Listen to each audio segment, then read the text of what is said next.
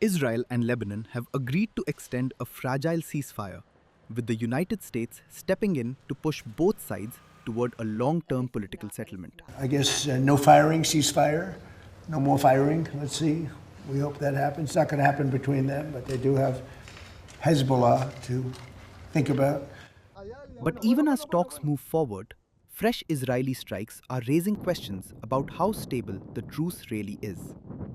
The United States announced on May 15, 2026, that Israel and Lebanon will extend their ceasefire by 45 days, just days before it was set to expire on May 17th.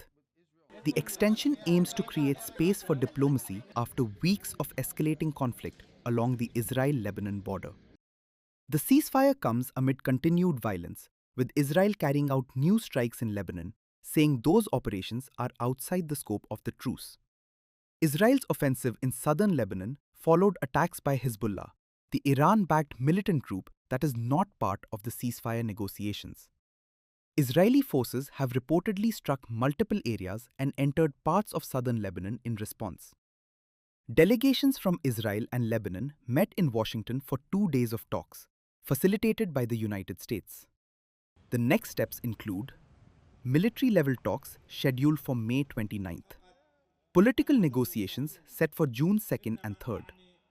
US officials say the goal is to move beyond temporary calm and reach a permanent political agreement.